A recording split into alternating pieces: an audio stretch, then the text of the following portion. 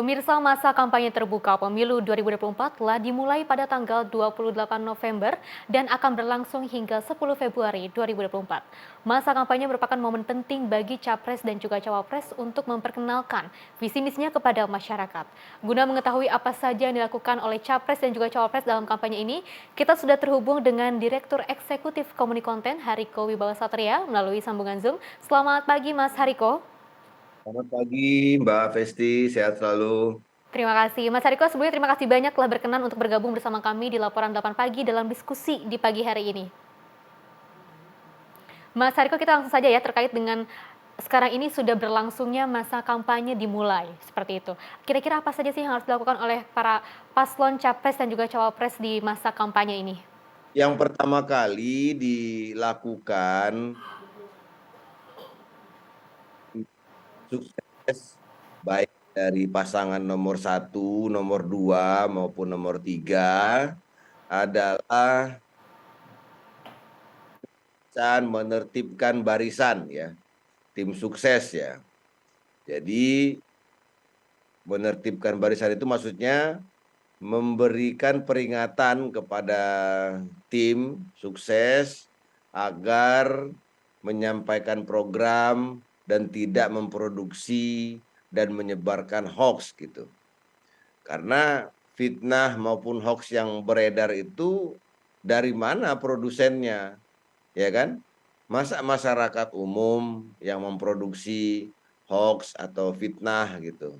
Nah, jadi yang pertama tadi yang saya sampaikan Mbak Vesti, bilang sama setiap timnya, jangan membuat hoax dan jangan membuat fitnah. Karena belum tentu hoax dan fitnah itu menguntungkan capres kita, tapi sudah pasti hoax dan fitnah itu merugikan bangsa Indonesia ini. Itu yang paling penting yang pertama.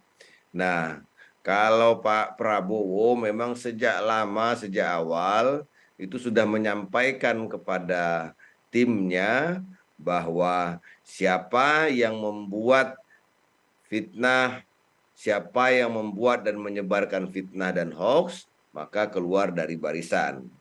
Karena ini berbahaya sekali. Itu dulu ya, yang pertama. Jadi kita bicara keamanan nasional dulu ya. Kita bicara stabilitas nasional, pemilu ini sebagai sarana agar kita menyadari bahwa kita sebangsa dan setanah air, maka kita harus hati-hati jangan sampai pemilu ini malah memecah kita. Itu yang pertama. Yang kedua, tentu setiap tim kampanye ini punya struktur di pusat, di provinsi, di kota, kabupaten, bahkan sampai ke kecamatan, kelurahan, ke daerah-daerah gitu loh. Nah, sampaikan programnya, kemudian sosialisasikan programnya dengan efektif, dengan bahasa-bahasa yang mudah dipahami. Sehingga masyarakat punya dasar untuk datang ke TPS, itu dasar untuk mencoblos. Jadi dua itu Mbak Vesti. Jadi Jadi harus memantapkan barisan dan juga mempersiapkan barisan agar tidak ada berita-berita hoax yang menyebar seperti itu ya Mas Hariko ya. Lalu bagaimana dengan adanya politik uang dan juga adanya black campaign atau bagaimana caranya kita untuk menghadang adanya apa sih kampanye hitam seperti itu, Mas Hariko? ya, untuk kampanye hitam itu kan pengertiannya kampanye yang sebetulnya tidak ada hubungannya dengan Pilpres atau mengangkat isu-isu yang sebetulnya tidak ada hubungannya dengan Pilpres untuk menjatuhkan lawan gitu ya. Nah, kalau untuk kampanye hitam itu bisa terjadi di internet, bisa juga terjadi di lapangan ya. Contoh-contoh kampanye hitam itu misalnya seperti yang kita lihat ya, ada beredar di internet maupun beredar di darat. Contoh-contoh kampanye hitam itu misalnya menyebutkan kalau Pak Prabowo itu tidak sembahyang, menyebutkan kalau Pak Prabowo itu ya banyaklah saya melihat isu-isu yang terkait dengan agama ya. Misalnya disebutkan ada fitnah Pak Prabowo itu antek Zionis, kemudian disebutkan kalau Pak Prabowo itu dia mengkhianati umat, disebutkan ada fitnah Pak Prabowo itu mengkhianati ulama. Banyaklah contoh-contoh kampanye hitam seperti ini. Nah, ini seperti orang yang sedang, jadi pelaku kampanye hitam itu seperti orang yang sedang menggiring bola. Jangan sampai dia mencetak gol, maka orang ini harus diberhentikan, kalau perlu di-tackling, diingatkan gitu loh.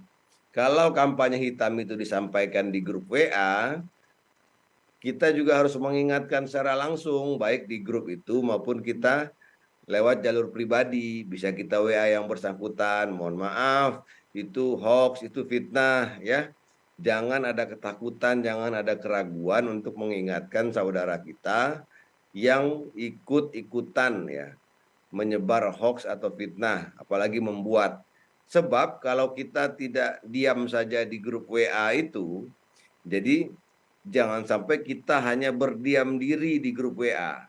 Misalnya di grup WA itu ada yang mengirimkan fitnah ya. Yang paling banyak fitnah ini kan kepada Pak Prabowo dan Mas Gibran ya. Kemarin Habib Lutfi bahkan juga difitnah.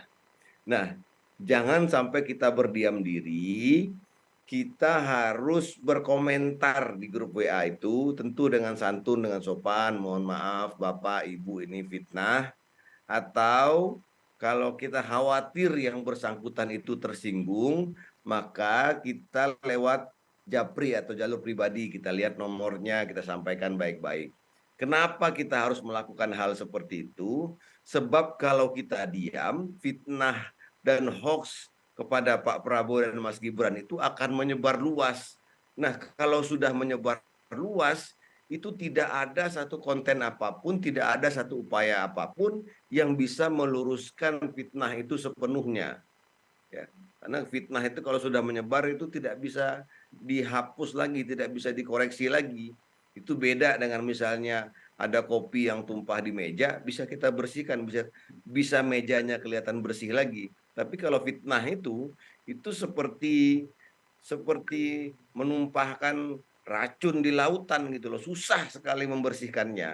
Nah itu Mbak Festi, Oke, mudah-mudahan lah fitnah ini bisa. iya, Mas Hariko, ini kan terkait dengan masa kampanye yang sedang berlangsung saat ini ya, otomatis dari ketiga pasangan calon presiden juga calon wakil presiden melakukan gimmick seperti itu, dan gimmick yang paling fenomenal dan juga yang paling disoroti oleh publik adalah gimmick dari nomor urut 2 yaitu gemoy. Apakah gimmick tersebut itu adalah tujuannya untuk merebranding dari sosok Prabowo Subianto untuk menggayat pemilih muda seperti itu ya? Tidak ada sebetulnya. Jadi dari tim kampanye nasional Prabowo Gibran itu tidak pernah membuat gimmick atau membuat julukan gemoy itu kepada Pak Prabowo.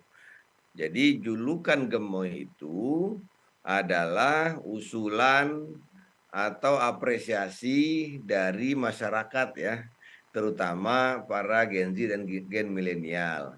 Nah, itu akhirnya julukan gemoy itulah yang membuat Pilpres kita ini menjadi ceria, menjadi bahagia gitu loh. Nah, itu salah satu saluran sarana untuk menyampaikan gagasan ya. Jadi kita ini memang harus perkembangan ya. Jadi perkembangan media sosial itu begitu cepat. Jadi beberapa orang menganggap TikTok itu masih tempat joget-joget. Padahal TikTok ini sudah banyak berubah. Dalam TikTok itu setidaknya ada informasi, ada edukasi, kemudian juga ada hiburan gitu ya. Justru banyaklah segala macam ada di situ. Nah, joget-joget itu juga jadi gini, ada orang mungkin orang lupa ya, kalau joget itu merupakan salah satu jenis konten juga ya. Jadi joget itu konten juga, dance. Dan dalam joget itu juga ada gagasan, ada ide. Jadi mereka berjoget tetapi tetap di sela-sela joget itu ada tulisan-tulisan yang muncul, ajakan untuk damai, ajakan untuk bahagia, ajakan untuk melawan KDRT. Nah, dalam konteks kampanye ini juga disampaikan. Jadi dalam joget-joget gemoy itu juga disampaikan, misalnya manfaat makan siang gratis. Jadi sembari mereka berjoget, mereka juga ada tulisan-tulisan dalam joget itu. Misalnya tulisannya manfaat makan siang gratis untuk misalnya manfaat makan siang gratis dan susu gratis untuk pelajar dan santri. Kemudian manfaatnya apa? Itu disampaikan, misalnya meningkatkan jumlah anak masuk sekolah, meningkatkan prestasi anak di sekolah, menurunkan malnutrisi dan stunting, itu disampaikan. Jadi sama kayak seni-seni yang lainnya, apakah itu tarian, apakah itu nyanyian gitu loh. Ya begitulah fungsinya dari joget. Kan dalam banyak buku sejarah kan kita juga belajar bagaimana peran dari lagu-lagu itu membuat kita semangat dalam berjuang kan. Begitu ya. Oke, Mas Hariko, ini kan ketiganya juga sudah mengakui bahwa dengan adanya politik gimmick, itu yang kita bisa lihat sengaja di-deliver agar para pemilih ini bisa melupakan kesalahan mereka di masa lalu. Untuk tidak fokus dengan masa lalu, makanya sengaja di-deliver-nya itu adalah gimmick-gimmick seperti itu. Ya, jadi apa yang disampaikan oleh salah seorang petinggi PKS itu, dia mengkritik gagasan Gemoy, ya boleh-boleh saja.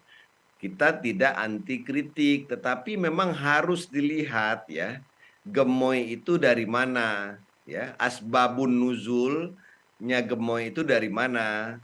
Jadi asbabun nuzulnya Gemoy ini, cerita kenapa turun kata-kata Gemoy ini, itu berasal dari netizen, dari masyarakat, dari umat, dari warga negara gitu loh, bukan dari TKN Prabowo Gibran gitu. Jadi tidak ada yang sekarang ini zaman terbuka. Kalau teman-teman dari PKS mau mengkritisi juga nggak ada masalah. Tapi sekarang saya lihat baik dari teman-teman PKS maupun teman-teman yang mengkritik Gemoy ini sudah menyadari bahwa gagasan atau julukan kata Gemoy itu berasal dari netizen. Jadi netizen itulah yang memberikan julukan itu kepada Pak Prabowo. Dan Pak Prabowo itu memang kalau kita perhatikan joget-joget itu sudah sejak dia muda, sudah sejak usia pertama kali masuk pada tentara, usia 20-an, usia 30-an. Karena memang di tentara itu ada tradisi joget, joget-joget bersama gitu loh. Makanya kita lihat banyak kan video-video di media sosial, tentara joget bersama, dengar musik bersama. Itu juga yang membuat Pak Prabowo itu kalau menghadiri sebuah acara, kemudian dia duduk menghadiri sebuah acara, kemudian ada musik, kemudian ada orang berjoget, dia pasti akan mendatangi tempat joget itu dan melakukan joget itu untuk apa? Menghormati ya, menghormati penyelenggara, menghormati tamu, tapi yang paling penting adalah menjadi bagian dari acara itu sehingga acara itu menjadi meriah. Itu sudah panggilan aja kalau melihat musik-musik seperti itu gitu loh. Jadi karena latar belakangnya tentara, karena suka berjoget, kemudian yang kedua itu dia ingin membahagiakan orang lain, itu saja saya pikir. Mhm. Oke, Mas Hariko, ini terakhir ya, terkait dengan masa kampanye awal-awal ini kan masih awal dengan masa kampanye seperti itu ya, di mana masing-masing menjual paslonnya untuk mengutarakan visi dan juga misinya seperti itu. Tapi jika kita berbicara soal konsep, Mas Hariko, ada konsep dengan gimmick versus konsep gagasan. Kira-kira yang mudah diterima oleh pemilih muda itu yang mana, Mas Hariko? Ya, konsep metode ya.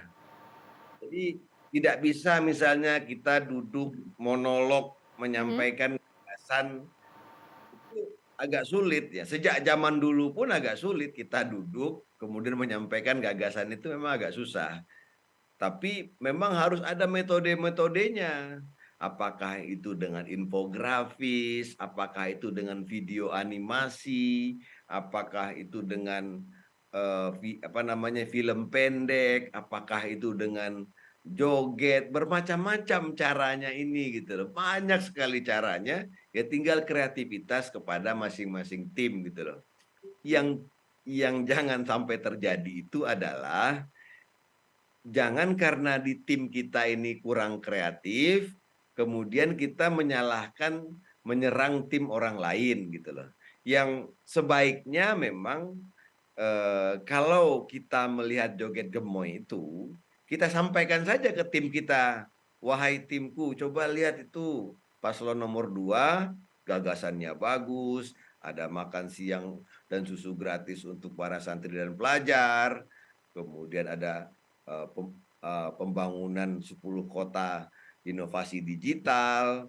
Nah, itu disampaikan dengan infografis, video, kemudian ada animasi, ada artificial intelligence, kemudian ada joget gemoy, ada seminar, macam-macam. Nah, sampaikan ke tim kita, ayo dong kita tiru paslon nomor 2 gitu loh.